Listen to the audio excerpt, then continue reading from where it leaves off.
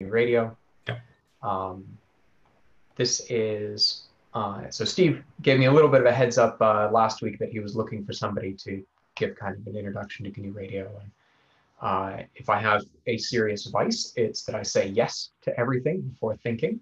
So this is admittedly a bit of a slide deck that I've used for some other workshops that I've run. Not all of it will be entirely a good match with what you might be interested in or what you might need, but hopefully enough of it will be that we can use that as the basis. And then I'm hoping that this will be interactive to some level. And certainly kind of my thinking is that about every 2 weeks during the course of the internship, we'll have a session like this.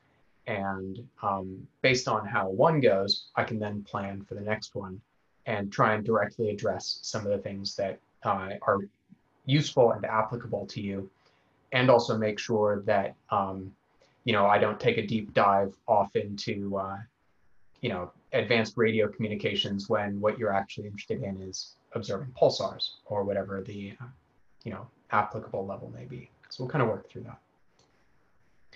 So who am I? Why should you be listening to me at all? Well, apparently because Steve thinks I'm worth listening to. It's always good to have that behind you. But I'm actually a student myself. And yes, I'm in Wales, and so the sun is starting to set already. During my first year of undergraduate, I did electrical engineering, and I was utterly convinced that I would be purely doing digital electronics. But I found the Amateur Radio Society and joined that. And that's led to a whole series of bad decisions since then. And so I've ended up with a focus in radio systems. And that's really been kind of from the level of RF antennas, working your way through the analog electronics into the digital, and then up into the basics of programming. And so that's kind of the stack I've dealt with. What I haven't dealt with a lot is the actual radio communications or the end applications. So a lot of the things that SETI actually does, they care about what the signal is and then doing some processing. My expertise has kind of been somewhere in the middle.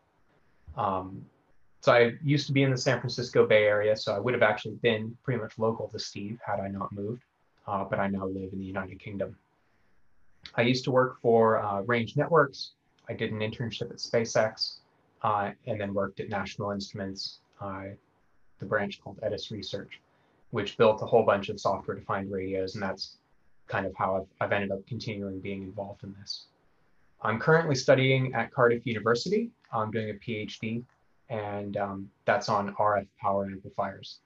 So I guess I could end up one day being the other end of the SETI link, transmitting from Earth and hoping to be picked up by somebody else, as basically my goal is as much power as possible, given a certain amount of power available here on Earth. And then kind of most relevantly, I've become very heavily involved in the GNU Radio project. And we'll talk about what all that is in just a little bit. I have 2 slides here that are just making sure that we're all on the same common basis for what radio systems are, what radio communications are. I'd actually like, before we go much further though, if we could quickly go around and just let me know, a little bit about your background. What's your name? What are you studying and what are you interested in? And then if you can tell me, have you programmed before in any language? I'm particularly interested in Python, but any language is relevant. And have you ever dealt with radio communications on any sort of level? I don't know that we all have the same sort of list, so I'll just call out names just in the order that they are on my screen, and we can go that way. I meant to give you the heads up before I introduce myself, then do introduce myself, but hey, I get to put you on the spot. So Rafi, if you could start off, please. So you just wanted so my background would be, well, did you mean like major or like what you're studying or? Yeah, just, a short thing about yourself. Okay. Yeah, I'm a physics major at a small school in Wisconsin with a math major and a Spanish minor. I haven't worked specifically with radio, anything in the radio so far. So this is my first time with that. But I've done some programming in C languages and some Python. So that's what my background is. Great, thanks. Anna. Hi, yeah, I'm Anna. I'm majoring in astrophysics and geophysics at Brown University. I just finished my junior year.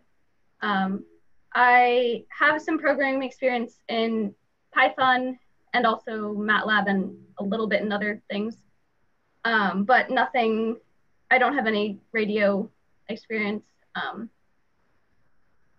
Yeah. Great, thanks, Anna. And I apologize, Offie?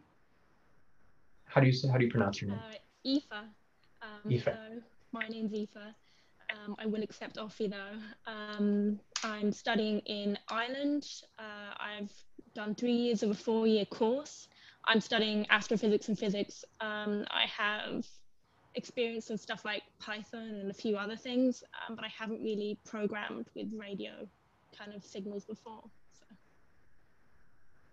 Great. That's definitely going to be the goal of this tool. So far, everyone's sounding like they'll have no problem taking it on. Fatima, please. You're muted still. Sorry about that.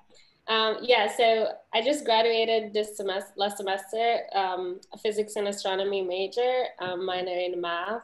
I mainly code in Python, given the field, but I've started out with C and C++, and I have like basic knowledge of some other languages. I don't have any radio experience. So, yeah. Great, thanks. Max. I'm a computer engineering major at the University of Alabama, and the majority of my coding experience is in Python, but also a bit in C and CUDA, and that's what I'll be doing this summer. My experience with radio, other than like middle school RC airplanes, is working last summer at the Green Bank Observatory. So. Nice, I'm envious. Piper. Hi, I'm a computer science major at Dartmouth College, and I've mostly been working in Java, C, and Python. As far as radio experience, I've been working with First Data, trying to match it with Gaia to see like the radio loudness qualities of supermassive black holes. Okay. Great. Shane? Hi, I'm Shane. I go to a small college in Michigan, and I'm studying physics. And I mostly program in Python. And last summer, I worked on our school's small little radio telescope that we have on campus. Cool. Thanks.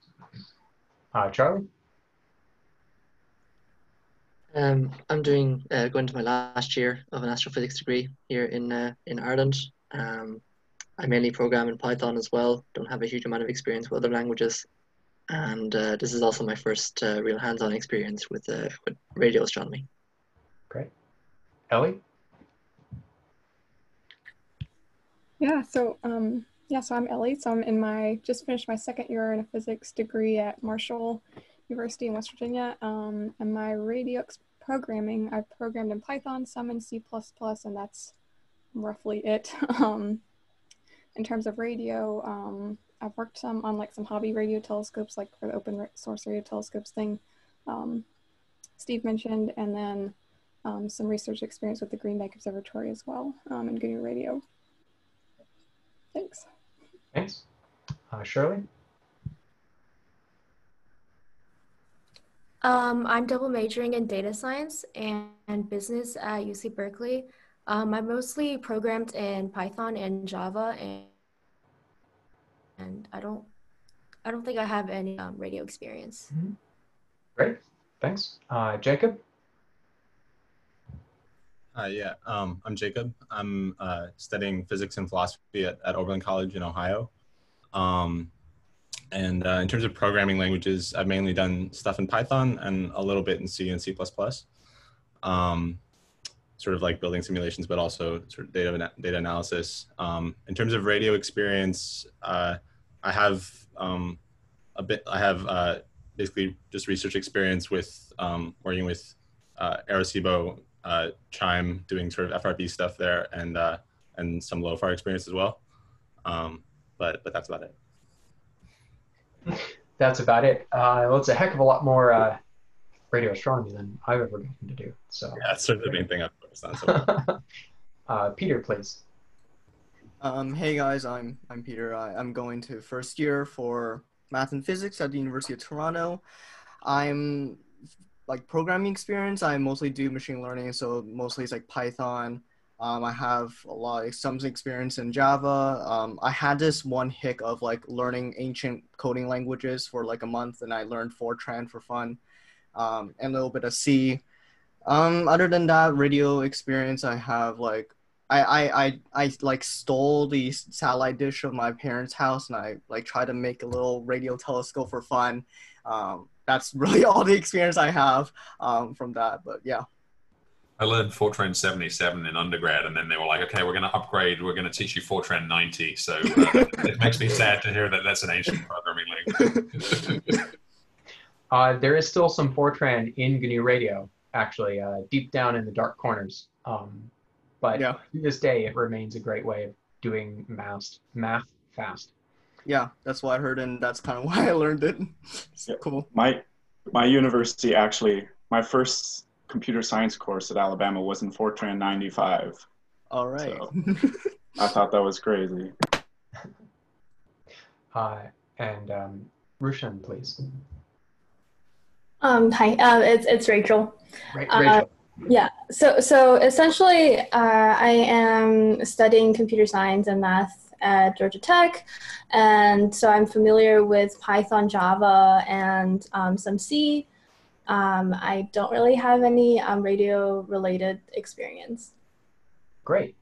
Well, I'm glad to hear that not a lot of people have a lot of radio experience. If you did, I'd be a bit up a creek at this point in time. But also, pretty much all of you have some programming experience and some in Python, which is going to make this a great fit.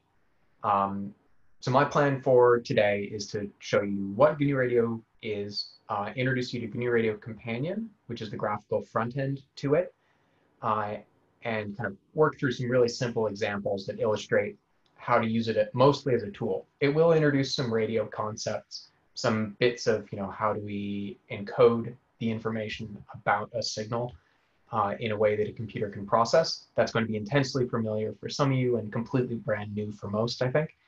So that should work out well. And then because you have the programming experience, if we have time towards the end, and enough of you can get it installed, because we didn't give you any heads up of how to get that installed, then I'll just walk through some slides of how you can add some signal processing into GNU Radio just by writing a few lines of Python. One of the nice things about GNU Radio is that it provides you a very easy way to both reuse a lot of existing digital signal processing features and then quickly put in that little bit extra that you need for your own application.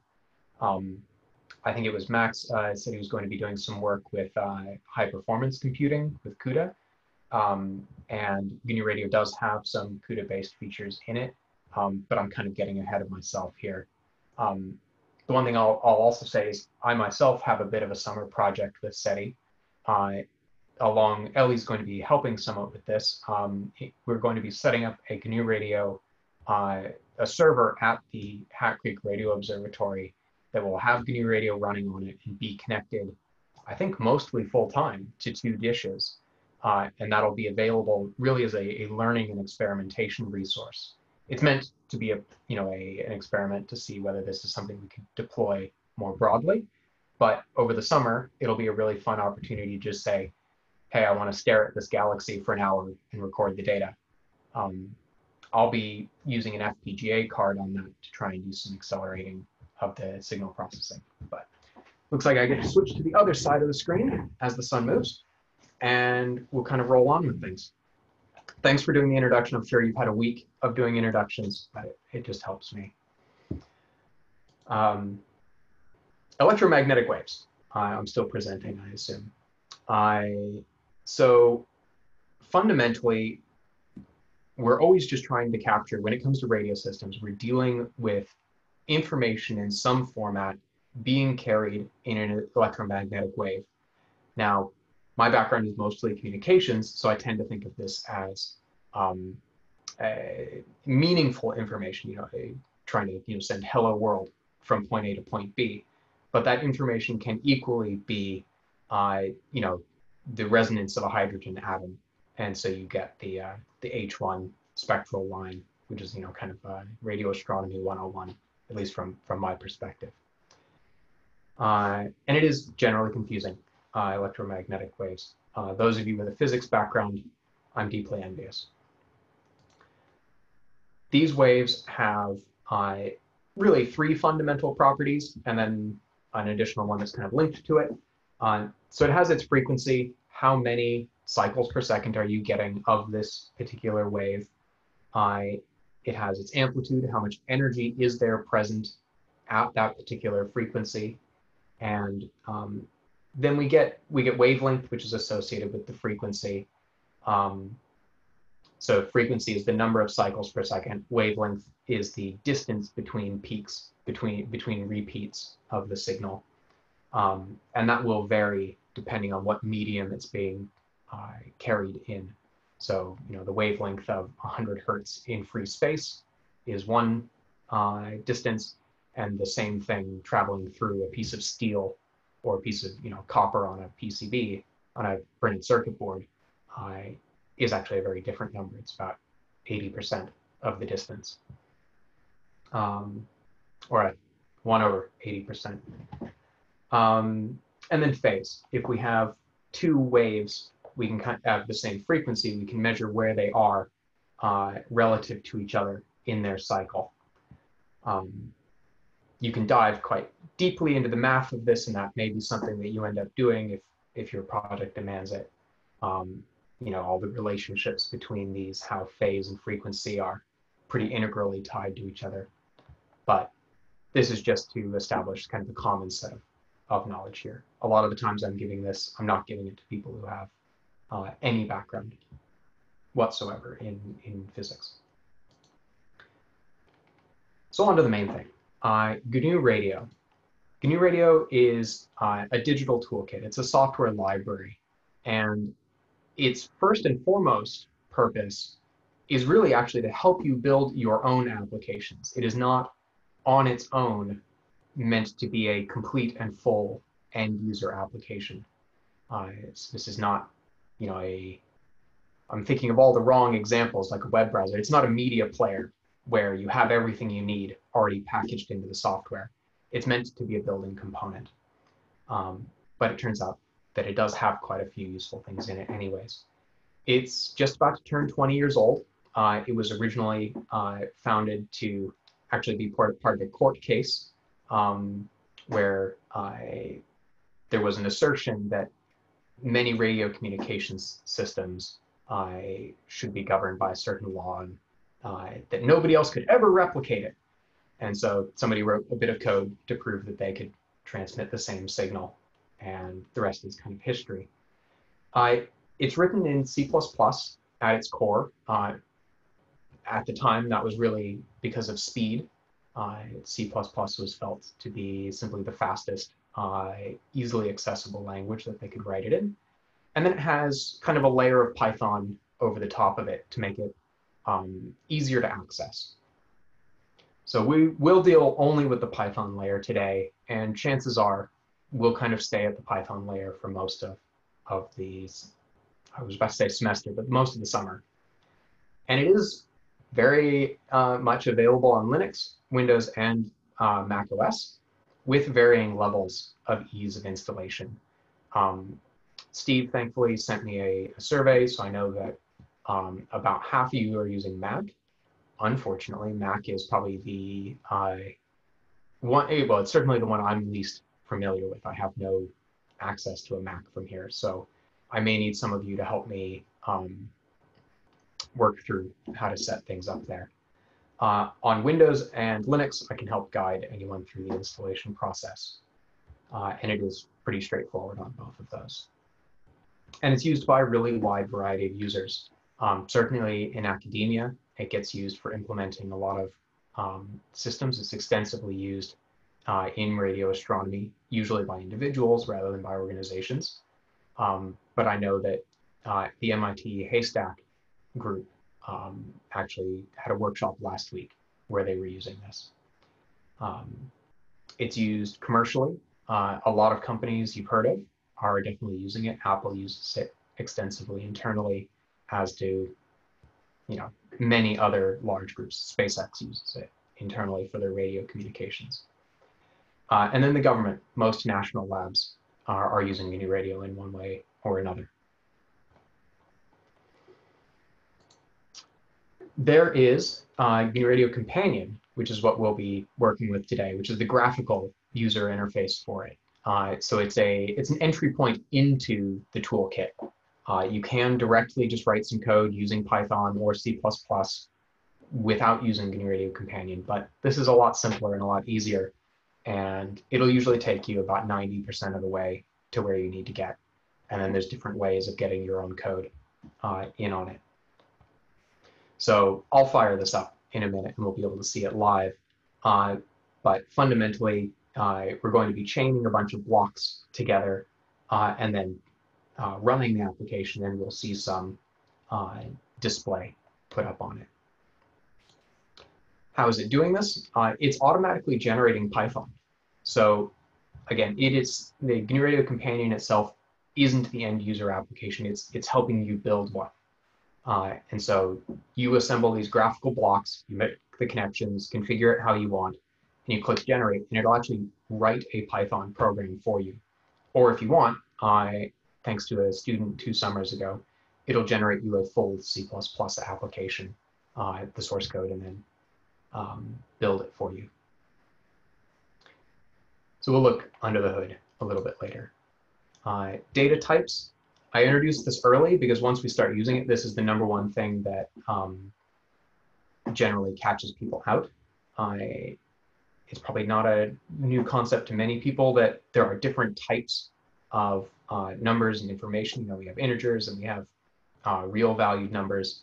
Within GNU Radio, you know, we have integers, we have floating point, so that's, you know, any decimal number. And then you can get shorts and chars, which you won't see as much. Those are just different precisions of integers, 16-bit and 8-bit, as we see here. And then complex, maybe the one that's very new to quite a few people. If you take, and I'll show you some, I have some slides later on this, so I won't dig into that too much, but a lot of the signals we deal with will be complex sample based. You can tell them apart by the colors at the output. And if you go under help, there's a nice cheat sheet that tells you all the color mappings. If you see a connection between 2 blocks that has a red arrow, that generally means there's some error with that connection. And usually it's going to be you've got the types wrong on one end or the other. So what's the whole point of this? The whole point is to be able to do digital signal processing. We want to capture a wave. And so in the air, that's a continuous changing voltage or electric potential. We stick an antenna in its way. That changing potential causes electrons to move within the antenna, causes a current. That current can be measured as a voltage across some resistance. And then we just read that value. This is called sampling. So we sample that value at some number of samples per second. And this stream of readings, this stream of samples, will encode all of the information about that waveform. We'll talk a little bit about the limitation of how accurately you can reproduce that input waveform with this discrete sampled waveform. So here's, for instance, a theoretical continuous wave. You're never going to have a continuous wave in your computer. This is, I guess you can, some applications will let you model that. This does not. It just assumes that everything is going to be sliced into discrete measurements.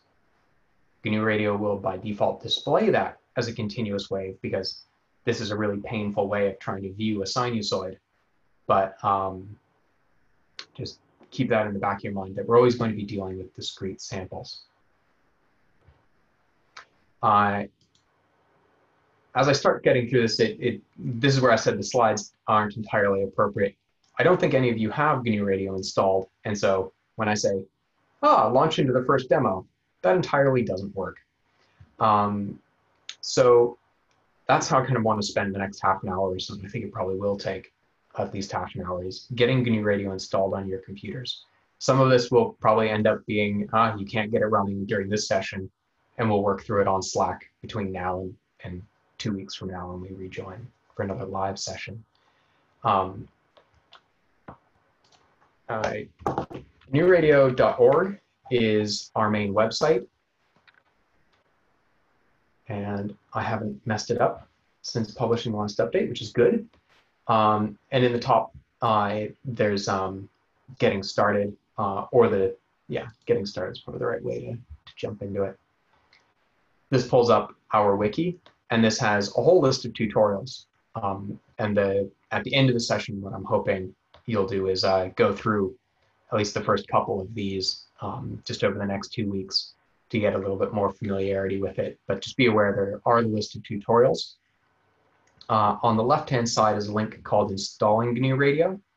But what we've discovered recently is that GNU Radio is available within Anaconda. Can I just get a show of hands? Who has Anaconda already installed on their computer? Awesome. That's basically everybody. Great.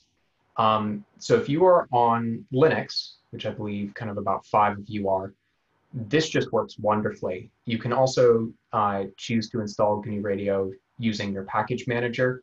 If you're running Linux, you're probably already somewhat familiar with that. You can just like apt install GNU Radio, and that will work. If you're on Windows, I will drag over my Anaconda window so you can see this.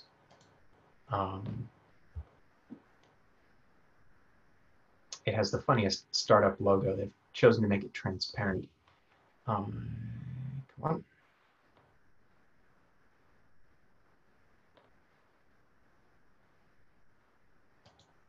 There we are. So you may or may not be using Anaconda Navigator, or you may just be using the terminal directly. I'll show both ways. I think generally it's preferable to set up a new environment for projects. It's nice to be able to maintain that separation.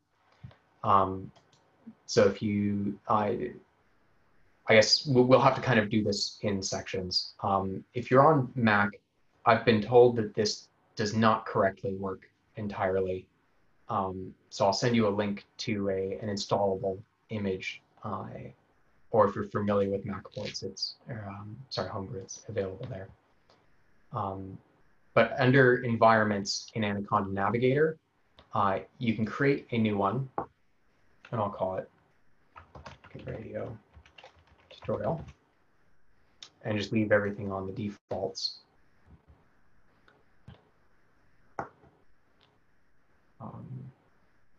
Sorry, I've also been told, the feedback I've gotten from previous sessions is that I step through things too fast. So yeah, the goal for the next half an hour is going to be getting this installed.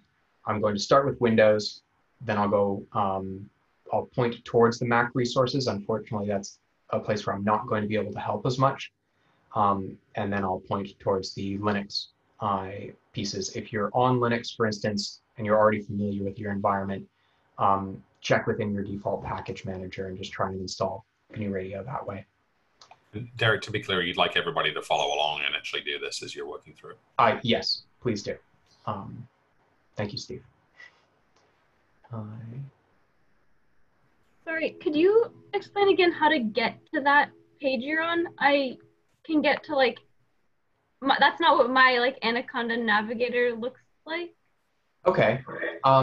So I installed Anaconda yesterday. So this is whatever the latest default Anaconda version is on Windows. Help about. So this is the 1.912. This is the main page that it launches into. Does any of this look familiar, I should say? Or does it not look like this at all? It looks somewhat like that now, yeah. Sorry, I'm not super familiar with this. I don't usually use Anaconda, so. No, please, let's make this interactive. I don't know what everyone's level is at, and questions early will help us get through this. So I clicked on the Environments tab on the side. If you're used to doing it from the terminal, this is the same thing as Conda create. We'll create a new environment. I then used the button at the bottom to create a new environment, which I called GNU Radio -tutorial. You can call it just GNU Radio. I already had one set up that way. Does anybody who's following along from within Anaconda not reach this point? Okay.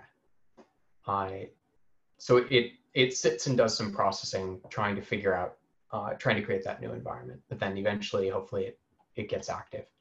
We can see it's active because it's got the green selection here, and we have the play button here. If we click this, you're able to open a terminal or a Python window. Wait, sorry. Does it matter if it's set it up as the same version of Python that we currently have, or does it matter? Does it matter? Sorry.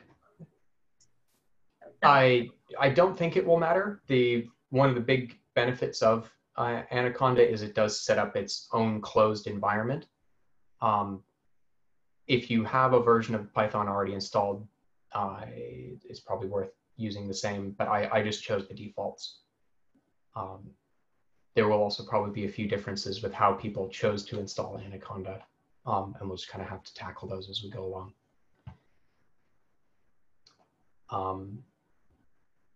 So once you've created an environment, you can go under channels, and this is appearing underneath Zoom. That's very unhelpful.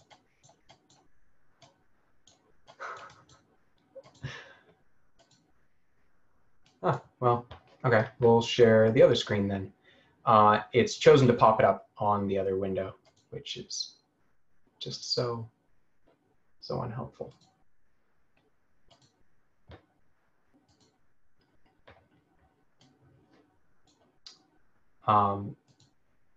Cool. So you should be seeing here. So it says manage the channels you want Navigator to include. We want to add Conda Forge. If you're already somebody who uses Anaconda a fair amount, you may have already done this. Conda Forge is the community-based set of packages. That may have just restarted it, but we want to add that in, and that's just clicking add and writing in Conda Forge and hitting enter. I already have it, so I won't. But when you, well, actually, I can delete that, and then Conda Forge will add it in, and it sits, validates, and then you click the update channels button. And if you update index, it will fetch down a list of all the things that it's now able to install, which, fingers crossed, will include GNU Radio. This can take a little while, and I'll hop onto the next operating system kind of in a step soon, because it may take a while to download things. So in the drop-down list, currently it's listing all the installed packages. GNU Radio is not installed, so I want to go to all, and then search GNU Radio. And we can see now a list of packages are showing up. Are the people who are following along getting to this point? Seeing some nodding, cool.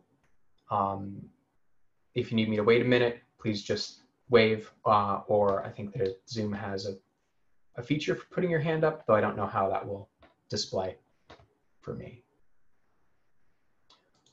All we really need to do is click the checkbox next to GNU Radio.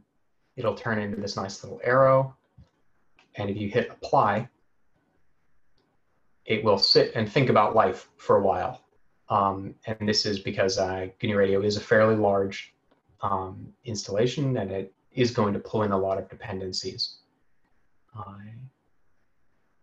So it says 87, and it's going to sit and install stuff for a while. Anna? Would you be able to go back to the step where you clicked on channels and then added something? Yes. So I clicked on channels, I clicked add, and I added conda-forge. Is it F-O-R-G? Sorry, I can't see. It's yes, F-O-R-G-E. Yeah, okay, sorry.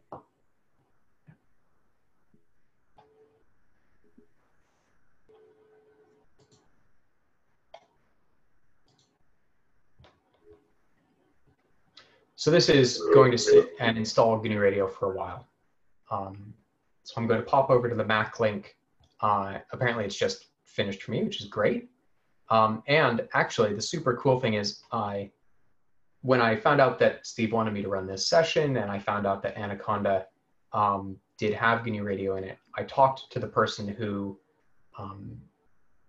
was working on that, and he had not yet added RTL SDR support, so we weren't going to be able to use the devices. And actually I can see now here in the list, he has added it. It falls under this package called Osmo SDR. So we'll stick with my original plan of not using hardware today, but very promisingly, it looks like we will be able to use RTLs. He must have added that literally last night. This should get running and install. And if you went under the list of installed things, it should show up with a nice green checkbox once all this runs. It may take quite a while if you're on a slower connection.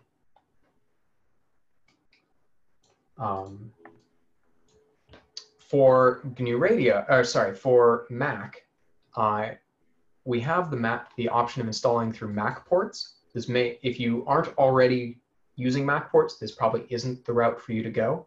But just trying to kind of walk through all the options here. Unfortunately, we have lots of options.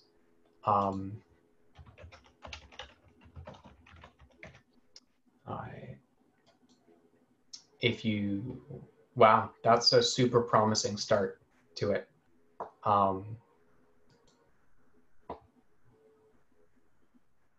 Apparently all of this may be down at the moment. I guess I'll paste the Mac install link into Slack, into the interns channel.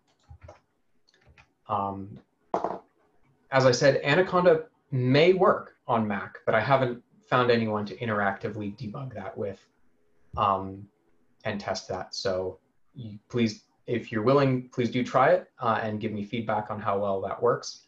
But the link I've just pasted into Slack is the best documentation that we have there for installing with Mac ports.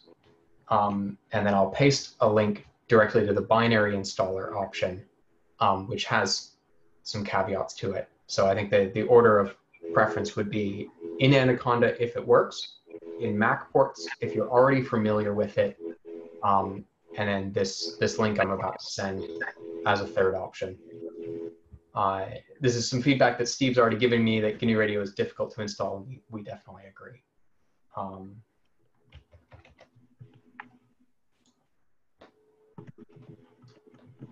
So for copy link location, I'll paste the whole link as well. So this DMG file is the totally classical Mac installer where you're just doing the drag to install and everything sets up. You do already have to have Python 3.7 installed separately. It sounds like most of you have used Python, so you probably already have it installed, or maybe have an earlier version and just need to update it. Apologies, I simply don't have a Mac to debug with there, but I can try and help you once you get things installed and hit issues.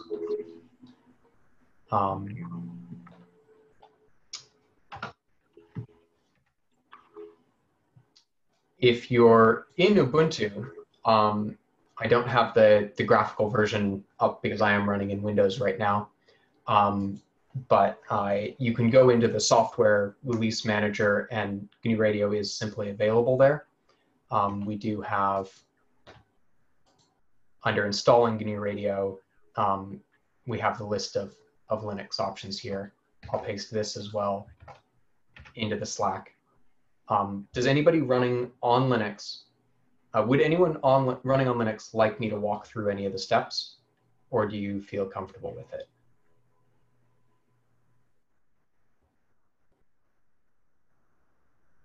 Okay, I will not labor on Linux then. Looping back around then, if you're on Windows and you were using Anaconda to install it, has that completed for you? Anyone? Mine's still downloading. Okay, yeah, no, that's totally reasonable. And apologies if you didn't, sorry, I asked at the beginning, everyone said they had Anaconda installed. I realized I didn't point towards where to download that. Once it's installed, depending on which method you used, hopefully the application will appear in your start list. So we can see here, I've just opened up my menu, and there's a GNU Radio companion launcher just in there. The first time you launch it, it takes a second to think about life, and then opens. So this is the goal. We'll kind of give it, like I said, I thought this would take about half an hour. We're only 15 minutes into that. So I'd like to take just basically a 5-10 minute break, let people walk through these steps.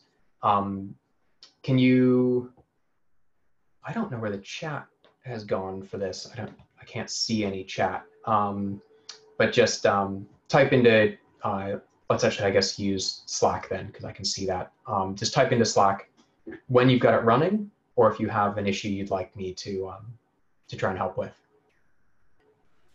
The other thing that we've been doing, Derek, as well, is just having folks switch off their video while they're working, and then when they're ready to proceed, they can switch the video back on. Sure, that sounds great. So switch off your videos if you like, and I will be sitting here ready to help at any step, and if you get blocked, please do let me know.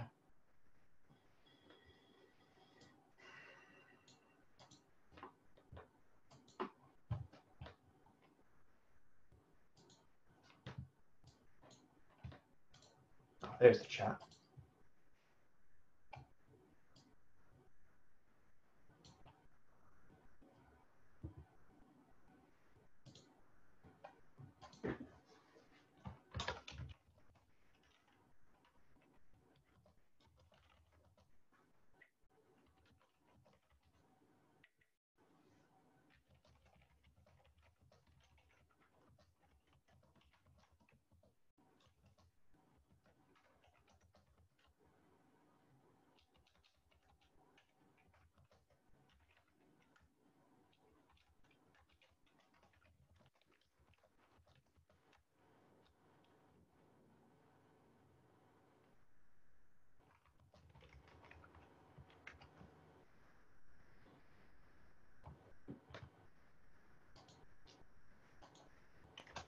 What did you do as an intern at SpaceX?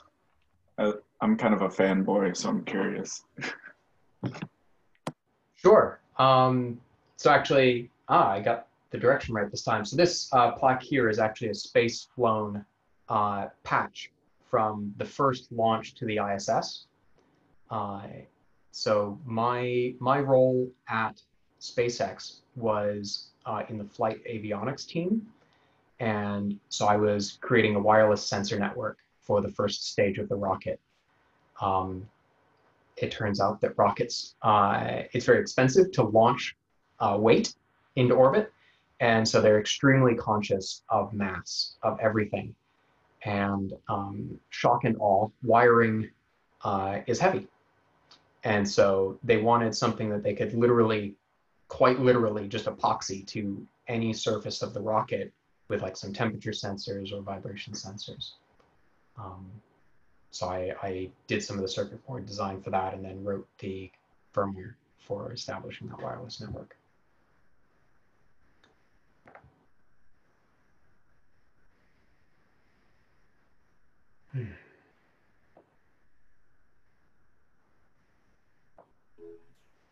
I have a question real quick. Yes. Sorry for all the questions. How do I tell if it's installed? It's not showing up when I search in the start menu, but I don't know what else to look for. Yeah, no, absolutely. So within Anaconda Navigator,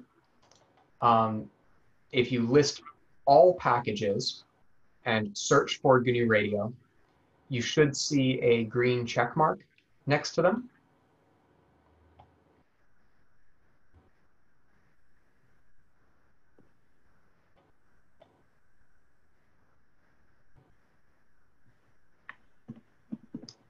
So for instance, here, GNU Radio-Osmo SDR is not installed.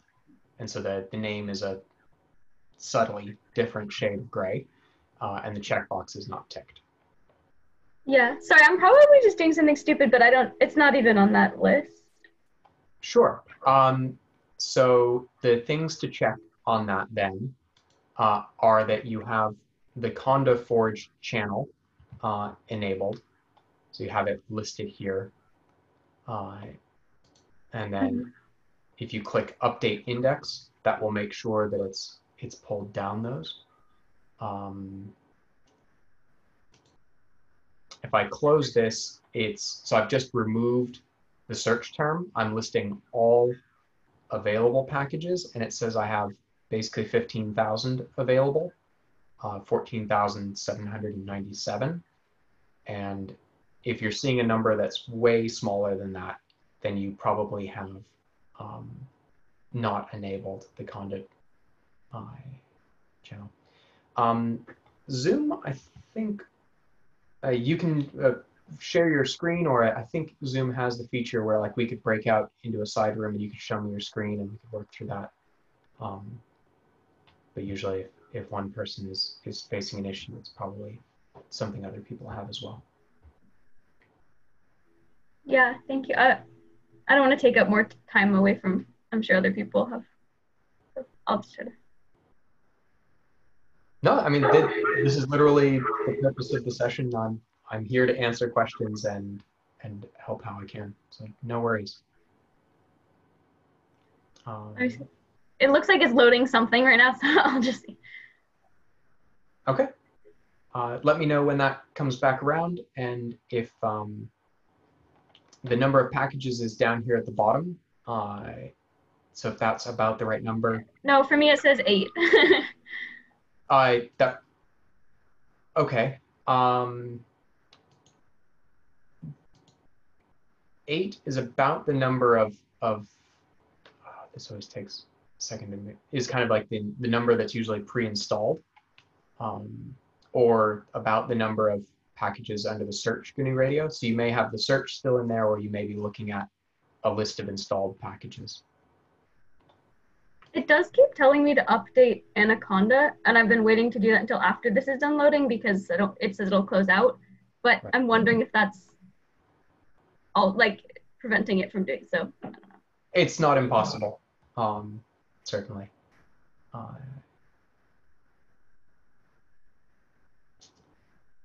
So people are starting to rejoin. So you have GNU Radio installed. I know at least one person has sent me a message saying they have it installed. Other people?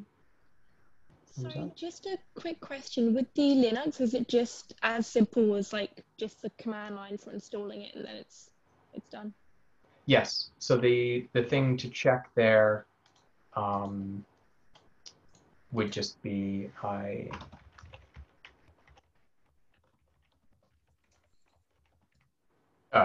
that's not, sorry, not GNU Radio Companion. And I'll paste that into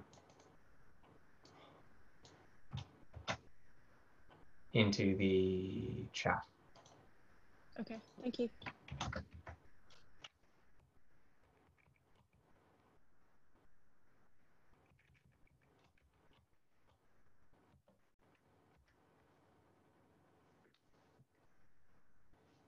And the exact version won't matter here. Earlier versions are perfectly fine. Depending on which Linux you're running on, it'll be newer or older. Any other questions? Yeah.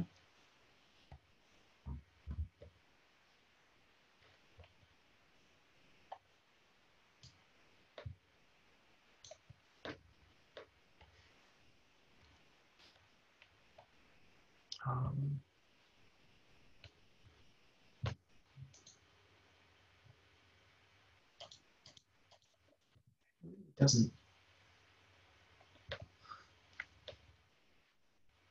Sorry, just another question. It says command not found. Is that because I installed a different version, maybe? This should be around for, what Linux are you on? Ubuntu, I believe. Mm-hmm. I literally just pressed on the link and there was like, run this command, and it was like sudo app install. Yeah. And it ran it and it said it had it installed, but like when I run that command, it says command not found. Okay. So you just ran sudo apt install GNU Radio? Yeah, yeah. Okay. And so if that's run all the way through, I would have expected that to show up. Can you, just the end bit of the apt command, where it's actually scrolled out output, can you just copy and paste that into a direct message on Slack, please? Sorry, what am I copying and pasting in? Just the text from the output of the apt command. So it should have printed a whole bunch of stuff saying it was installing. Yeah, okay, 1 second. Could you remind me which things to select for once I have searched for GNU in the, it now has a bunch more packages showed up. So, Yay! But I'm not, could you remind me which thing to select? So, If you just select the one that just says GNU Radio, okay. That will install everything else that's needed. That's the top level package.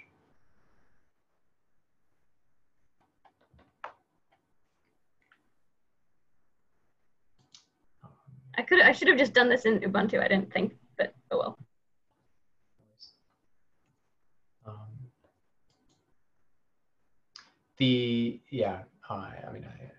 Anyone else have questions? Otherwise, I'll just start rambling somewhat unhelpfully, but it's what I tend to do.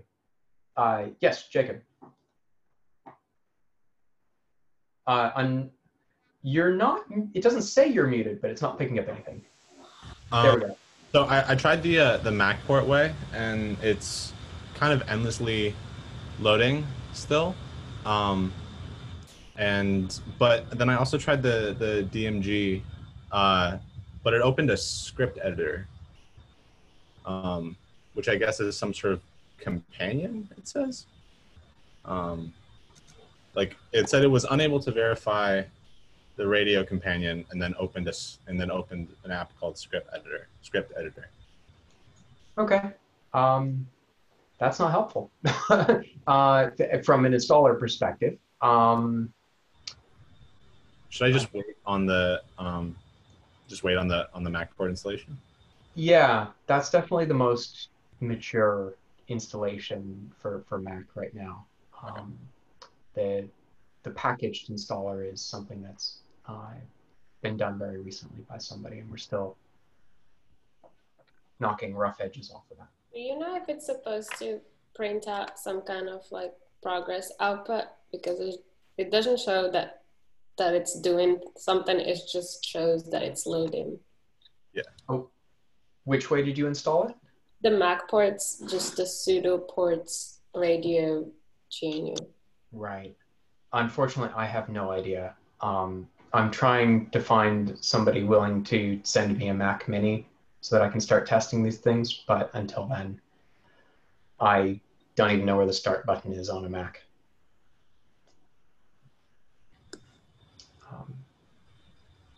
Maybe it just needs time. We'll kind of let this go a few more minutes. it sounds like a few installations are still kind of running. Then I'll start presenting and talking through some of these. A lot of this is just going to be kind of showing you how the bits work. I think you'll be able to take in most of it. And then the tutorials, largely I'm just going to be presenting material from the tutorials. And then we'll work on this over the next 2 weeks offline. We'll figure out, I mean, there are solutions for all of these. We'll get them running. And then the next time we'll be able to do things a bit more interactively. We have some recordings of astronomical phenomena and also of terrestrial communications. And we'll do some exercises with those in the next session. So this is largely set up in context. And sorry, I have 2 screens, so when I'm staring here, I'm looking at you all.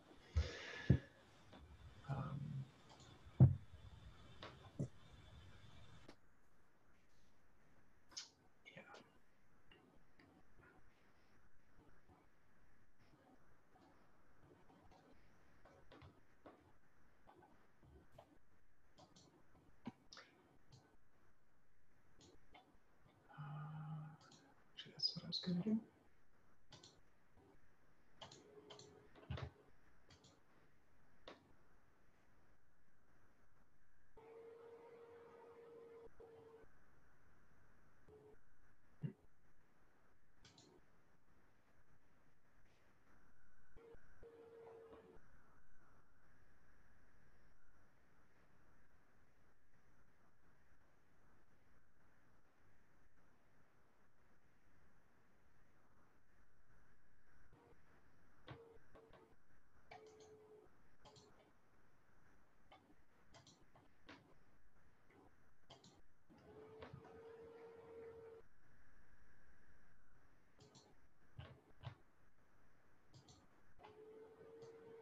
That's great.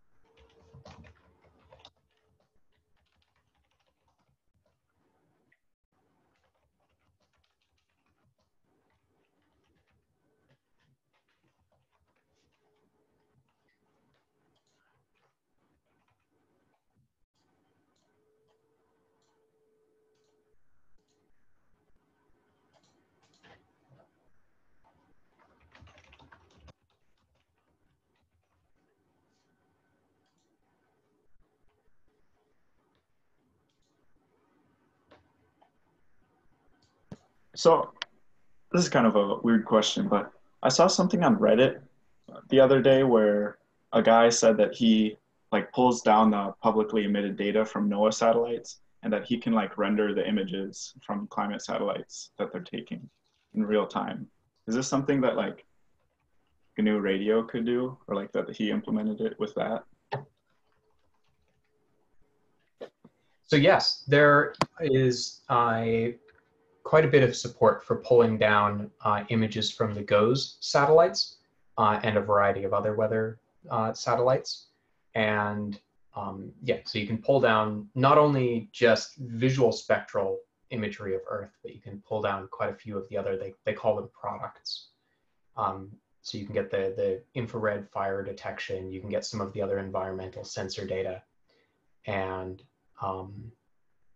I forget the name of the project off the top of my head, but there are some nice existing sets of scripts, and a variety of them do use GNU Radio internally. They've reached the point where there are applications actually built using GNU Radio, and they let you assemble nice, full disk images of the Earth with it. Is anyone here an amateur radio operator, by the way? Wow, tough crowd. It is, okay. It is, it's fun. There are a bunch of satellites in orbit using the amateur radio frequencies, and there's a module for GNU Radio called GR satellites, and that can decode data from something like 70 different satellites. And so you can actually get all the telemetry data from them just by walking out with like your RTL SDR dongle, your laptop, and you can make an antenna out of a tape measure and a clothes hanger and be able to receive them, which is good fun. And honestly, actually, maybe is something we should try doing. Steve, you willing to send everybody a ruler and some tape measures? There is a health and safety implication. Cut tape measures are very sharp, but I think everyone can probably manage it. Yeah, we could look into that. Hmm? We could look into that. Should we send him a coffee can as well, or? Ooh, you want to start doing radar? We could start doing some atmospheric studies. Something else that's quite fun is producing isonograms or ionograms. I can never quite remember which. But a plot showing you as you look at the atmosphere, radio signals at different frequencies will bounce off the atmosphere and be reflected back to Earth at different frequencies and at different altitudes. And this depends on the space weather and terrestrial weather. But so like time of day, the sun will create ionization on different levels of the atmosphere. And so there are large installations that professionally study this. But it turns out that you can also do this from your backyard by hijacking is the wrong word, reappropriating existing powerful transmitters and just receiving them. And what you'll end up receiving is reflections of that transmission off the atmosphere, and you'll receive several echoes of it from the different layers of the atmosphere that are reflecting it. And that's something that a gentleman called Juha Vierian has done using GNU Radio. And domestically in the US, there's Peter has done it. Peter Eblings has done it. There's an installation in the United States, and here is where I just start rambling because I love radio, and we'll spend just a minute on this and then move on.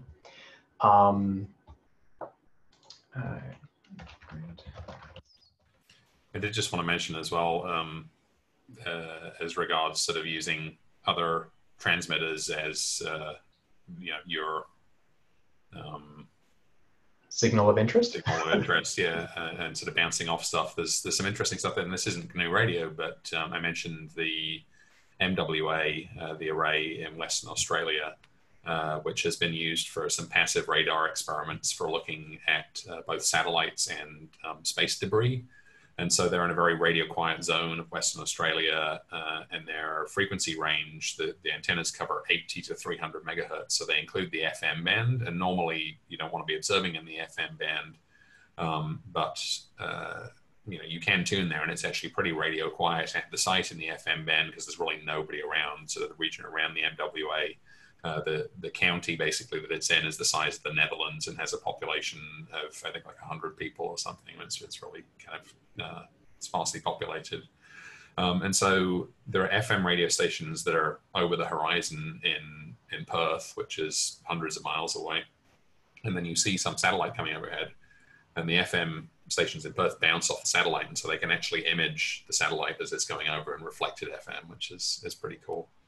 And they've done this for the moon as well. There's some FM signals bouncing off the moon, so you see the moon as sort of a bright FM source that's moving across the sky just in reflected radio, which is also kind of interesting from a SETI perspective because you can see what we look like from a distance in a particular range of frequencies. So that's something that we're interested in doing with the Green Bank telescope as well. I think you met Julia earlier in the week. She was talking about moon bounce observations with GBT. Actually, something I was going to jump into is in the United States, yes, in the United States, there is an installation, a large radio transmitter called the Space Fence, and it is a specifically designed radar system which scans the space above the United States in a kind of a fan shape, looking for the reflections from satellites. So it looks like this. It's just a very long transmitting antenna and receiving antenna. And it's frequently broadcasting is that they're scanning, looking for any space debris, looking for any satellites. But it's just scattering its signal back. When the signal hits a satellite, that satellite then acts as a point radiator and reflects back across everything that is in line of sight. And so you can actually sit there with, again, your RTL SDR and receive these echoes. They're very faint, you need filtering, you generally need some amplification, but it's very achievable. And you're able to see satellites just passing over this space fence, which can be great fun. Moon-bound communications is something that I personally enjoy. So I'll try and get back on track here. I've received a couple direct messages from people who have gotten it installed. I've seen some people just kind of generally silently nodding that it looks like they've got them installed. Does anyone not feel that they have it installed at this point? The goal is to be able to launch GNU Radio Companion. If you've gotten it installed but don't know how to launch it yet, that's a separate problem that we can try and work through. But can you raise your hand if you haven't been able to get this open? Yeah, no, that's fine. Mine is just like, I think it's the last sort of step. It's just installing. So like, I'm sure once it does, I can open it in the Anaconda Navigator. Great. Shouldn't be a problem. It's just taking a second. Yeah, no. It's just loading. Okay, that's a good successful result. I'll happily take that. Fatima, you were raising your hand, I think. It's successfully installing. You're on Mac, right? Yeah, the command keeps loading. I don't know if it's installing or if it's just something is wrong. I also installed the DMG file, and it looks like it's installed, but I don't know how to open it.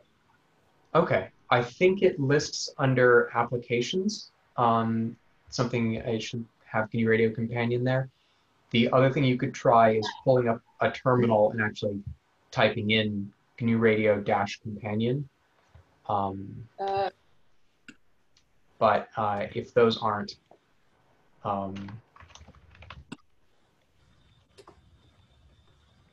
if those aren't working, I do know the person who focuses on making GNU Radio available on Mac, and we can pull him into the channel and get some one-on-one help getting that installed. But seeing, so is there anybody not on Mac who doesn't have it installed yet and doesn't feel it's just in the last steps of installing?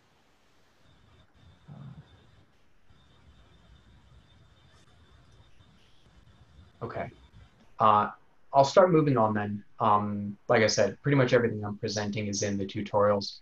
We'll just run probably another half an hour and wrap up, and then revisit this kind of more in earnest when we have everybody has it installed.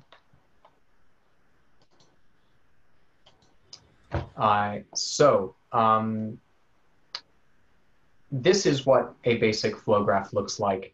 This is a bunch of different pieces. I'll assemble this myself live on the stream in a minute so that you're able to see me making the connections, but it's a pretty simple drag and drop environment. And the goal with this is to put in two signal sources that are going to produce cosine waves. And we're going to display both of those on a time sync. This is very similar to an oscilloscope or just a kind of a standard time domain plot. And we'll go through what the other bits are doing. The GUI, the graphical user interface, ranges are graphical sliders that you can use to control some value within your application. So the goal of this is to have a reference signal and then be changing the frequency, the amplitude, and coarsely the phase of some test signal, some second signal. And so here.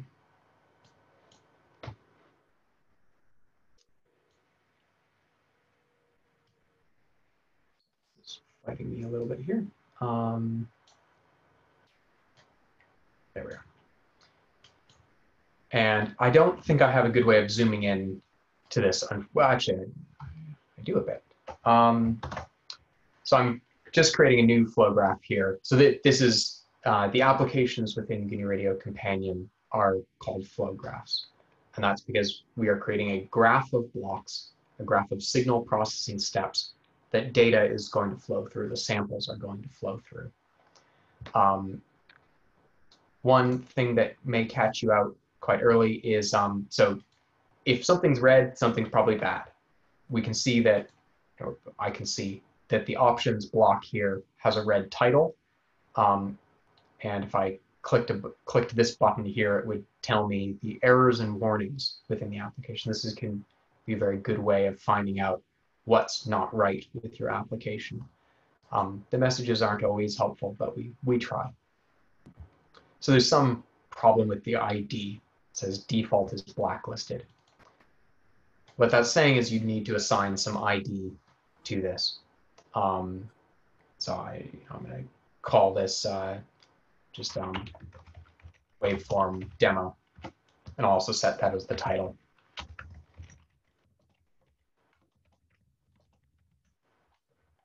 And sorry, I realize also I've been told my keyboard is quite loud, just something I did mean to fix before this, but I forgot to.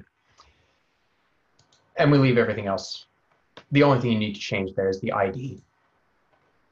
When you create a new flow graph, the two blocks that you have by default are the options. This is always going to be present. This just has a little bit of data about how you want to set things up. Mostly you can leave it on the defaults, just changing the ID. The other variable that you have is sample rate. And this is directly going to be a Python variable in our end application. And it starts off with a default value of 32,000. And this is going to be the number of individual voltage readings, samples per second, that this digital signal processing is going to run at. Because this is purely going to be a simulation today, we don't have any hardware, this is a stated assumption. Basically, if we changed this value, everything would look the same, but it would be interpreted differently. We can kind of get into that later, maybe. That may be more of a distracting point at this point. So I've just gone into the search bar on the side here, so we can see that there's a list of blocks here. Basically, this is the block tree. You can open that up with the search icon here, or Control F to jump into it. And what I want to bring in is the signal source under waveform generators. I can either double click on that, I think. Apparently not. Either that or I'm zoomed in and it's put those two off the screen. That's a good improvement. I can try and find that. So you can double click and it'll put it in, or you can click and drag and drop. You can also copy and paste blocks. A lot of the shortcut keys work like you would expect them to. So we do want two of these in here. So I'll assemble both of those. And then I want to put it into a times sync. And I'll bring back up the slide that shows all of these pieces at the end so that you can follow along with that. So this is more of an overview of the process than specifically changing each individual value. Because this is running in a simulation. We don't have anything that's going to slow it down. If we had something that was actually capturing data, if we were attached to an actual radio, that would be a piece of hardware that we would tell capture 32,000 samples per second, and it simply would only produce 32,000 samples per second. GNU Radio by default will try and run as fast as possible. We need to throttle that. We need to slow that down, given that we don't have any piece of hardware slowing it down. Otherwise, it'll use 100% of your CPU. So there's a block called throttle, and I'll zoom in again, that I've just dragged and dropped. And we want to just connect the output to the input.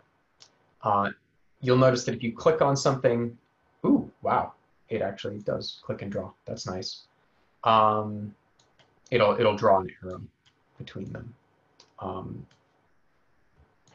So something like this would be, if you click D on a block, it disables it. But if we just kind of have the simplest possible flow graph here, we have a signal source going into a throttle. This will act as the brake on our system, and a time sink. Up on the top bar, we have, and this symbol will look slightly different depending on which operating system you're on, a button to generate the flow graph. And so this will ask us to save it because it's the first time. I'm going to just create a folder here called SETI and call this waveform. GRC, GNU Radio Companion, is the extension here. And down in the bottom is where you'll see a lot of error messages being output. Hopefully not. Hopefully you won't see error messages, but that's where you would see them if they did happen. And it's very small text, I admit. It's just said generating and then the name of a Python file. So waveform_demo.py.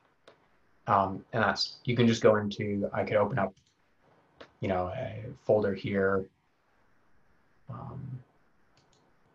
This is something that I always find very annoying about Windows. But if I go into the, can I read? Documents, SETI folder. We have the .grc file, and now we have a Python file here as well. And if I get to it, we'll look inside that file in a minute. The button next to it is the execute one. If you haven't already generated, it'll regenerate it. And we should see a little pop-up that just shows a nice sine wave. And we'll get into why you see two of them in a moment here. So I'll pause for a second. Please recreate this, follow along if you have GNU Radio installed and running. Hopefully those who were having it finished installing, it'll catch up here. And if you have any questions, let me know. But hopefully you should see something like this displayed on your screen. I'll give it 3-4 minutes and or just let me know if you have any issues.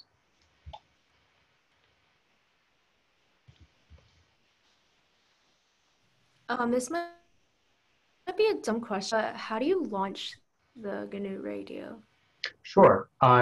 Which operating system are you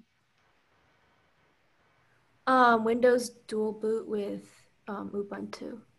Okay. Are you I'm running on the Ubuntu right now? Okay. So, and you just installed it with apt? That should have added just an application thing. So if you hit, I always forget, it's the Windows key on my system. It pops up a kind of an overlay, and you can just type in an application name, or you can open up a terminal and type in GNU Radio -companion, which I pasted into the Slack, and that will open it from the command line. Okay, thank you. Definitely. And there are no dumb questions here. Anything and everything, please. The only thing that would be sad here is if you get stuck at some step and don't let me know. I have a kind of like a little issue here.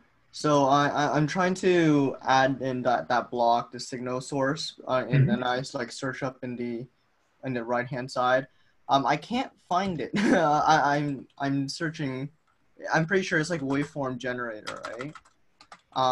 It just doesn't appear.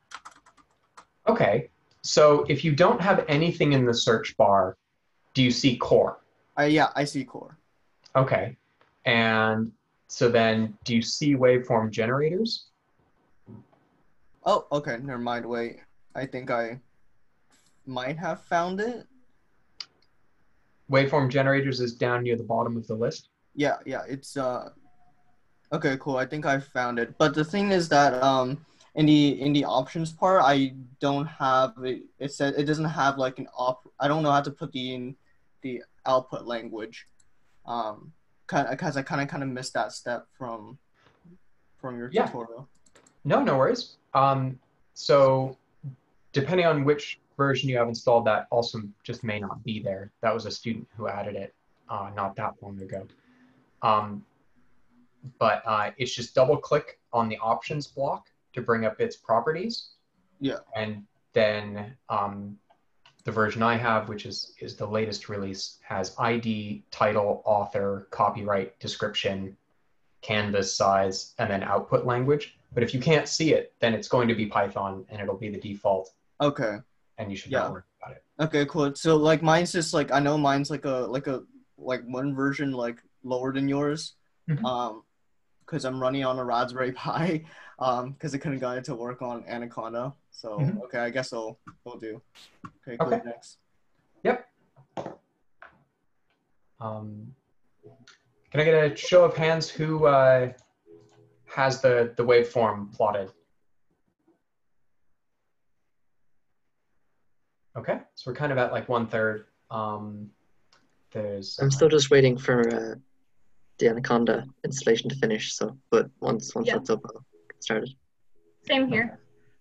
Great, thanks. Can I just ask, will this recording be posted somewhere so that we can, once I do have it installed, I can follow? Yes. Okay, thank you. Again, it might take me a day or two. I'm actually going to work on the recordings from earlier in the week as well, and they're going to be unlisted up on YouTube, and I'll send you the links. Great. Thank you. The other thing, I'll say is, sorry, there is the tutorials list, and it does cover these sorts of levels as well. You know, how does the user interface work? And I will point out a chat channel as well that you can ask questions on. And I stream live on Twitch every now and then, covering kind of office hours type questions. So there'll be lots of chances to catch up on this, but I'm glad this is recorded. Jacob. Yeah, so I think I, in theory, have it installed via the MacPort way, but I'm not sure exactly how to open it. I think you're supposed to use it exports, but I'm not quite sure how to do that. Okay. I don't have an immediate answer. I would hope that it would be registered. It would register the GNU Radio companion under the applications list, but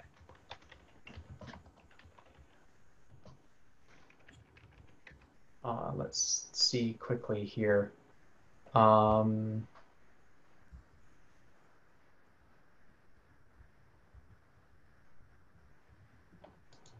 Ooh, wonderful. Somebody's done a step-by-step how to install from 5 years ago, but so it put it in opt local bin for me. If you type GNU Radio -companion in the terminal, does it launch from there, Steve? It does for me. Yeah, I mean, this is sort of an install that I did a while back. So. Jacob, can you try that? It's the command that I pasted into Slack a little while ago. Just open up any, the terminal, and just paste that in and run it.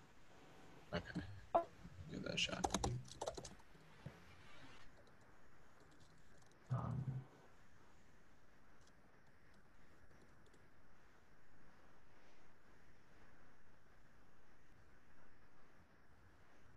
says could not open display.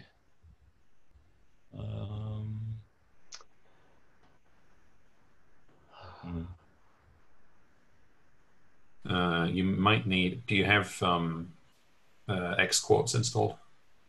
Yeah. Oh yeah, download and install Xquartz first, I see. So looking at this is maybe not the super friendliest guide, but it doesn't, to me, who doesn't use Mac, it doesn't look utterly terrible.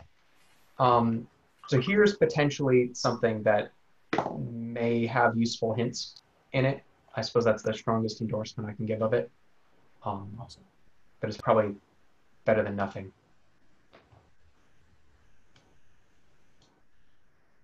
Okay, yeah, I'll give this a shot. Great. And thank you everyone for the patience with kind of the pacing of this. This is, installing GNU Radio is currently its weakest spot, but perhaps understandably, it's not very exciting to work on improving it. And so, yeah, unfortunately, it doesn't get the love and attention that it would be nice to see it get.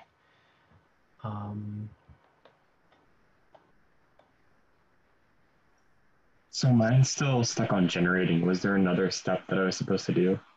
Right next to the generating button, there's a execute. It's the forward, it's like a play button.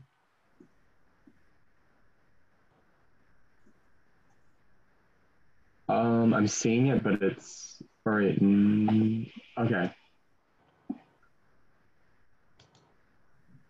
If that does nothing, take a look in the bottom corner of your screen, right where it said generating, it should say executing, and it may very well print an error. Okay. I had to delete that second signal source that you have there, Derek, for it to compile. I don't know whether, did you kind of... I have it disabled. I've clicked D to disable it. But yes, you can very much just delete that from it. So my bit is, I got it to run and it's generating, but it's not showing that it's executing. Like it's just saying it's generating and not printing anything else out. Is that like okay? So there's two buttons. One of them is generate and one of them is execute.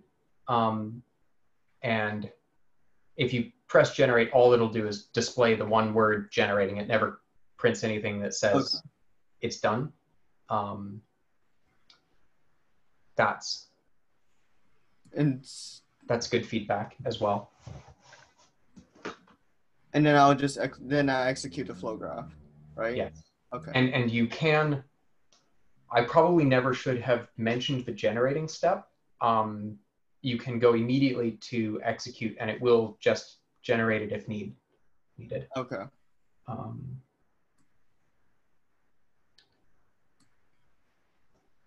I find every time I run one of these, every time I'm working with somebody, I always find notes to improve. Yes? What do we do under the options again? So under options, you have to change the ID to anything other than default. Okay. Yeah. It was a well-intentioned change that has not been useful. Something to change for us.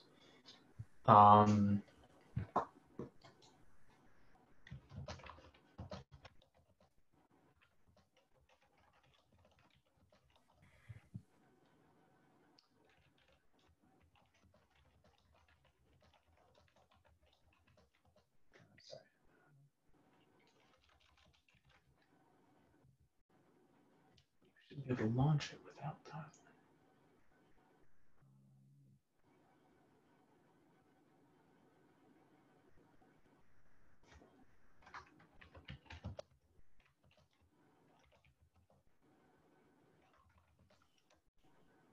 Okay, so now it's telling me cannot set parent, new parent is in different thread, and then it says done, but it doesn't pop up a graph or anything.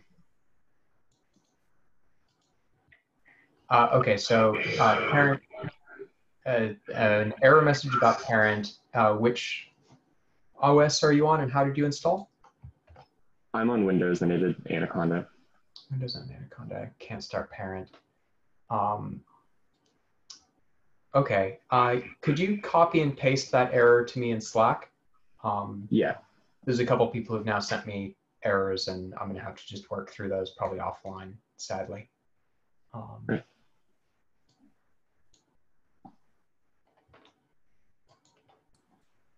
Okay, so I'm getting a different error message, which is, I guess, is an improvement. So it says error failed to enable real-time scheduling.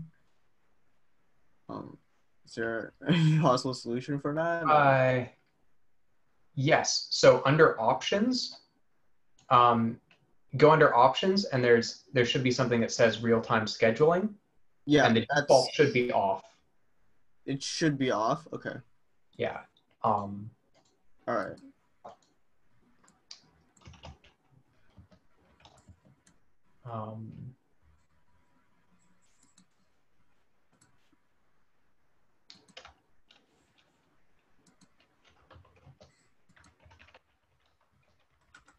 So after connecting signal source, throttle, and the time sync, do you execute?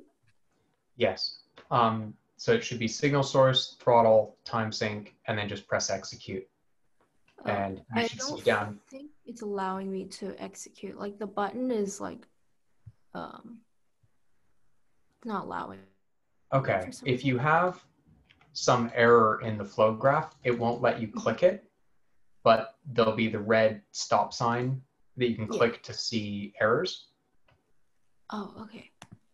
Yeah. So for instance here, I have a complex port connected to a float. So, sorry, you were saying?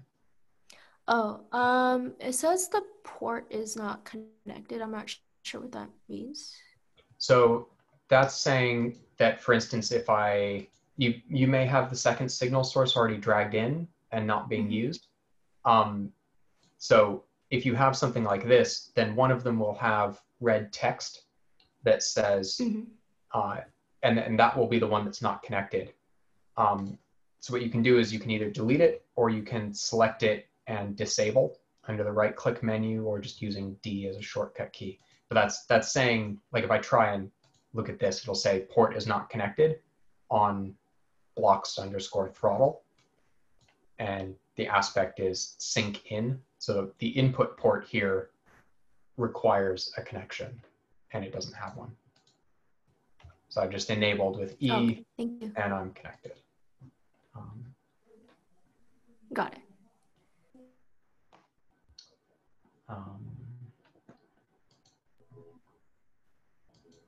Going back to the installation. Yes.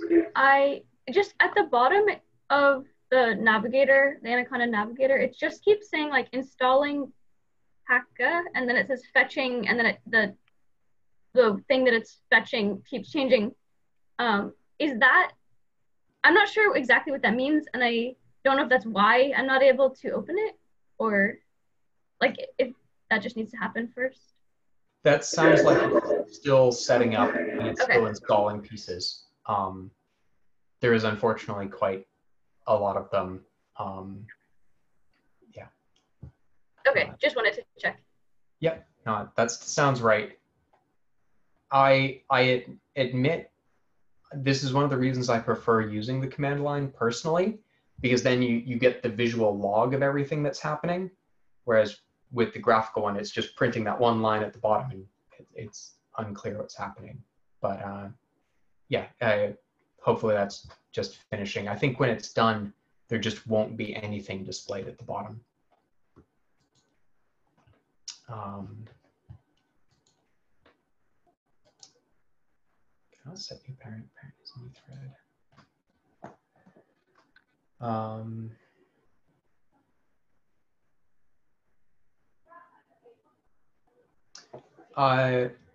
Shane, I don't think I have good advice there. You can try just closing the application and reopening. Yeah, I just tried that and it didn't do anything. Didn't do anything. It's giving the same error. And you are on Windows with Anaconda.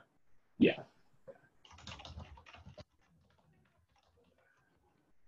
Great. Okay. I will take a look at that and try and figure that out separately. That's just a note to me, what you were using.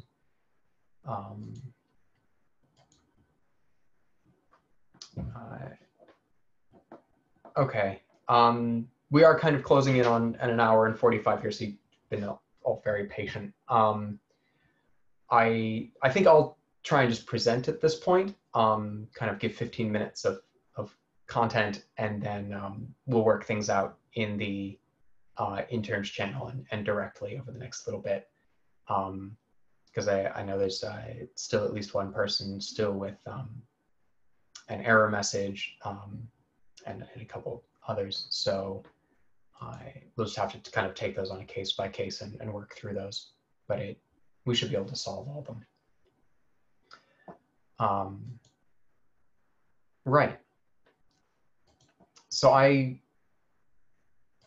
ran this, and now it's not letting me. Oh, because it's still running. That's one thing to watch out for. If the execute button is grayed out and you can't figure out why, and you're like, there's no errors, it might still just be running. And the stop button next to it, at least with this theme, is very subtle. So if we look at this, and you can do things like just click and drag to zoom in. So I've just zoomed in on the signal here.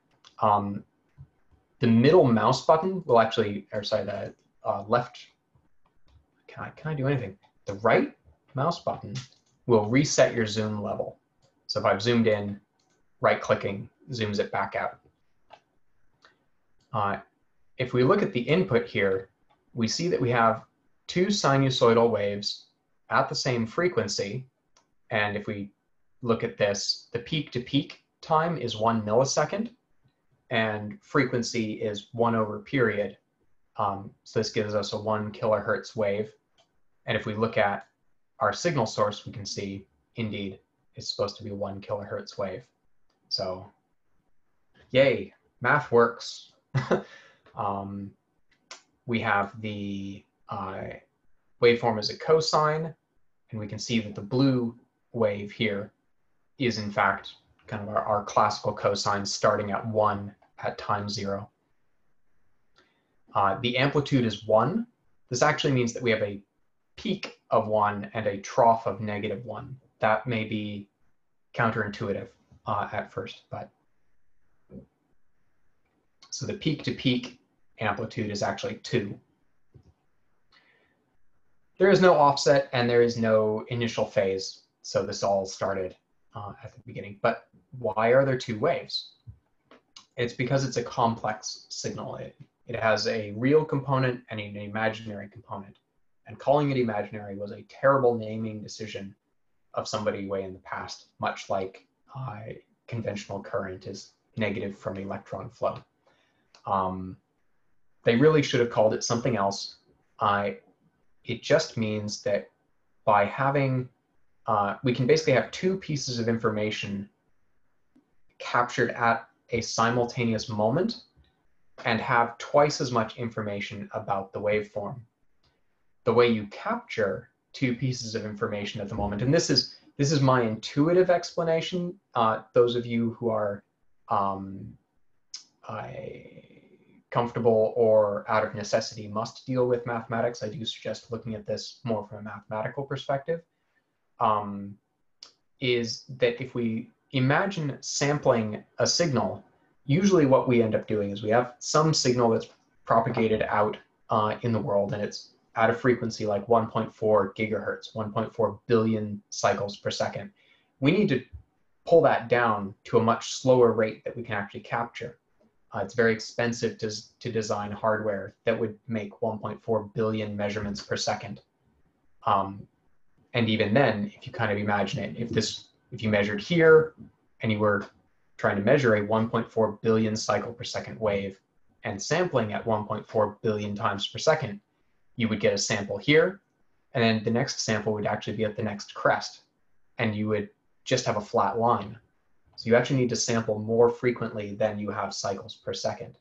And that the rule of the minimum is twice. You have to have 2 samples. So you would capture like the peak and the trough. And with that, you could make an assumption and say, we can connect the dots. The rule of thumb is to sample a few more than twice per cycle.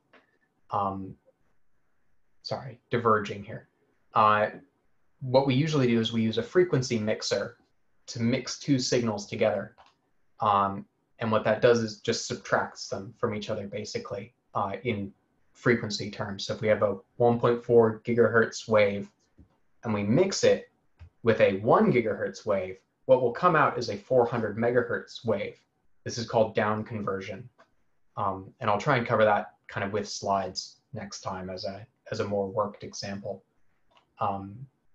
But when you're multiplying those two, if you were multiplying with a 0, you would just lose all of your information. So what we do is we make 2 copies of the RF wave and mix them with 90-degree phase shifted versions of our local oscillator, of that down converting wave. So when one of them is being multiplied by a 0, the other one is being multiplied by a 1. This is called complex sampling, and you'll see it quite a lot. Mostly you can just kind of ignore it. It just works out. The math tends to, the math will accommodate it, and the signal processing blocks in GNU Radio all work on it. Signals end up being much more intuitive when you have them measured in complex. I realize my ad hoc explanation is probably insufficient. I'll find some good, there's some good graphical illustrations and some good worked mathematical explanations, and I'll try and link some of those into the interns page. And hopefully we'll come back with working GNU Radio installs and the basics of complex signals. I also have no memory, so I always have to take notes. But say we only wanted a real value, a single sine wave here. We can double click on the block and open up the properties of it, and we can change the output type to float. We could also change any of the other properties here. And we can actually see kind of the first really significant bit of programming here. Under sample rate, we have a variable here, and we have that variable defined here. So here we defined a variable called samp rate with the value 32,000. Here we're using that variable as an argument for this block. And I've just hit OK, and we can see that the block port has changed from blue to orange. So now it's a float output. You can also click on a block and just press the arrow key, and that's a hot shortcut for changing the ports. So if I open this up, we can see that I've gone from complex to float. And I'll do that for the time sync as well. Complex to float. So now if I hit execute, we have just the single cosine wave. So while kind of a trivial connection here, most of you have plotted a sine wave or similar, using Python or some other environment. But this is kind of the hello world for GNU Radio if you don't have hardware. So if we copy and paste the signal source block, we can set that up, go into the time sync, and there's a whole list of properties here. The minimum and maximum on the y-axis. This also needs to know what the sample rate is, because remember, it was showing a time bar at the bottom. The only way it knows what units to display the time is if it knows what the period is between samples, so 1 over the frequency.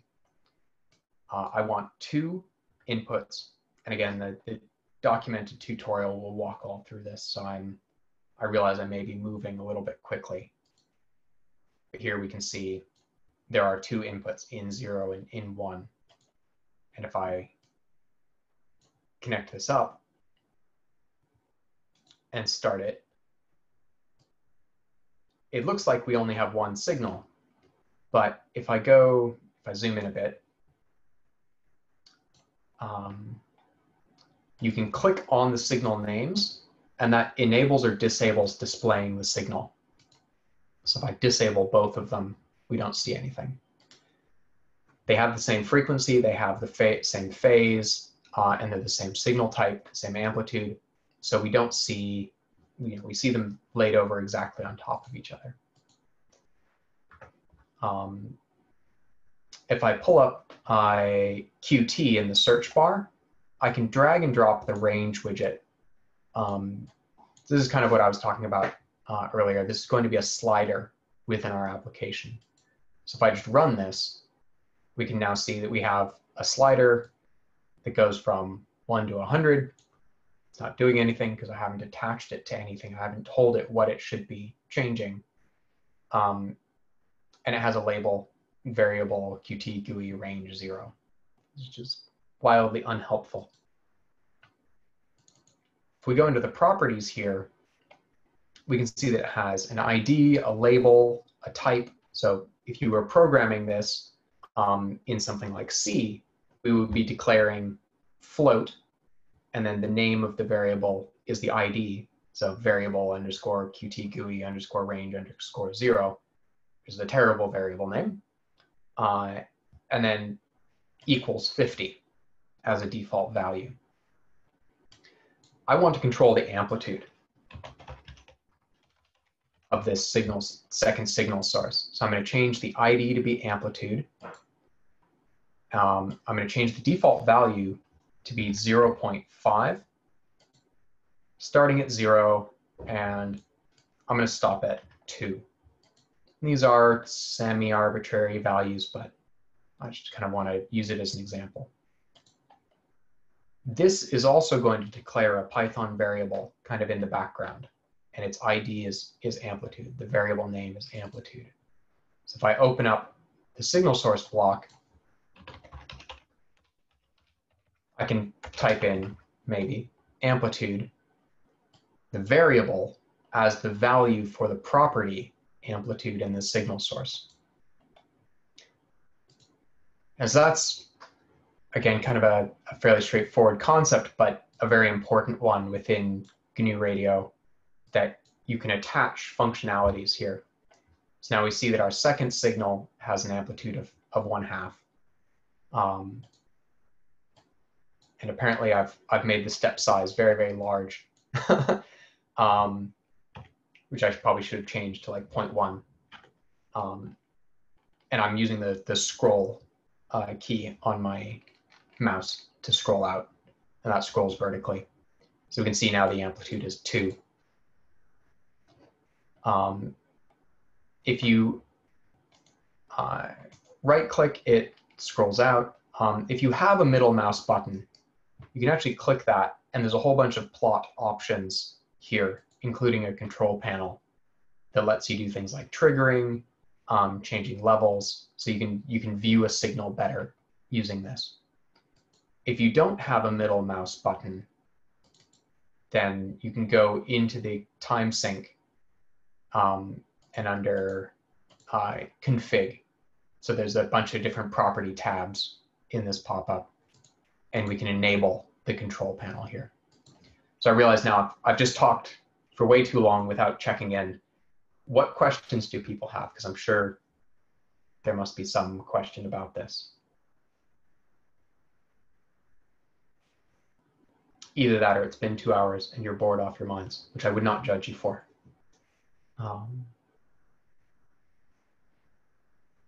Okay, if there's no questions, then I know some of you still don't have GNU Radio running, so it's hard to have questions without trying things out. You can also change the names of the signals and stuff under the config. So when you do get it running, just try playing with some of these, go through the tutorials, and you'll get a better feeling for using it as a tool. There is a documentation tab on each and every block. There is useful documentation in maybe half the blocks. We're working on it. There's been some very good volunteer work on that. particularly useful, there's a link at the very top of the documentation for every block, and that goes to the wiki, and that documentation is often better than what's available in the application, and it often includes example flow graphs for using it. I don't want to push past 2 hours. And so I won't get too deep into things, but for people who you know, it seems most people understand Python. These fields, you can put in anything that's valid Python. So if I wanted my, I did not mean to change that. If I wanted my frequency to be, you know, times 3.14, like 1,000 pi, I can just do math in here. Or I can put in like math.pi as a symbol, so that the Python variable for pi. We'll see that it shows up as red. That's because this Python application it's generating hasn't imported the math library. I realize now is probably where I start showing off concepts too quickly for it to be really useful. But hopefully just as kind of a teaser maybe. So we can do that, and we can now see the frequency is 3.14 K thousand. So that it's evaluating the Python that's been put in here. And we can see we do have a higher frequency wave here. And because it doesn't exactly fit in the window, we can actually see that this is a live display. It is showing a stream of data. And the only reason that signal 2 looks like it's not changing is because we're looking at an integer number of periods of it. So it just doesn't move. I'm going to wrap up at that point. It is almost 8 p.m. here, so we're at the top of that. I just heard from one more of you that it is working with Mac ports for you, so hopefully you can also help each other a bit with getting this installed. I am on Slack way too often, so please do send me messages installing the tutorials, general RF questions. I mean, if you want to know about my PhD experience or like SpaceX or whatever, I mean, way too much hardware. I'm very happy to answer totally random questions. So please do feel you can ask me things. I see Steve smiling. This is me saying yes to one more too many things. But I do really enjoy it. I do this because I find it a lot of fun. And my background is very different than, actually, I think all of yours. You know, mine's electrical engineering. Yours has a wide range of physics, astronomy, you know, all sorts of things. And I'm very interested in learning about those as well. So I find it very fun to be able to be a part of this. Yeah, we'll figure out what we want to do for 2 weeks from now. I certainly have some ideas, getting much more into actually using this, I'll send some example data to you that you'll be able to load in, and we'll be able to look at, you know, some captured data of various interesting things. We even have a capture of Voyager that maybe as kind of a later session, we can actually pull down and integrate it so that you can see the carrier from Voyager. Why aren't we using the dongles for the data input? So we can use the dongles. The main issue is that the way you install the hardware driver for the dongles changes depending on which operating system you're on. And I need to find some good resources for that. If you're on Linux, it should just basically work out of the box. And within Anaconda, Ryan Volz, who is putting all this together, hadn't packaged it yesterday. It looks like now he has put it in. So I'm going to test it out over the weekend. And then if that's working, then it should be very easy to get running. And then, yes, you'll be able to capture signals locally. And that's way more fun. Thanks so much, Derek. Really appreciate your generosity again with your time. So I guess sort of going forward, sort of TBD in terms of how often we're going to do these things, how long they're going to last, but maybe kind of targeting every couple of weeks. And this time is good. If we kind of pencil that in. Yeah. Maybe for an hour or possibly two, sort of depending how that goes. But I think probably what's most fun is if I send out some slides and some resource files ahead of time, you have a chance to look at them, and then we can kind of do I think they call it flip learning, where you take a look at it first and then we go over them, live. And that'll be a more useful use of everyone's time. But thanks. Yeah, and of course, feel free to kind of have a play around with this. Go ahead and go in different directions to sort of the official path that we're taking here. If you want to try getting your dongle that I shipped you up and running, then feel free to play around with that. I mean, there's also easier ways to get signals from that than doing it in GNU Radio Companion as well. If you have GQRX or another kind of Hysterix demoing here, another sort of front end thing, then you can just kind of play around and pick up some FM radio signals. And, you can also, I think I mentioned this earlier, you can do things like decoding plane transponders and, there's a lot of kind of fun stuff that you can get out of this. Yeah.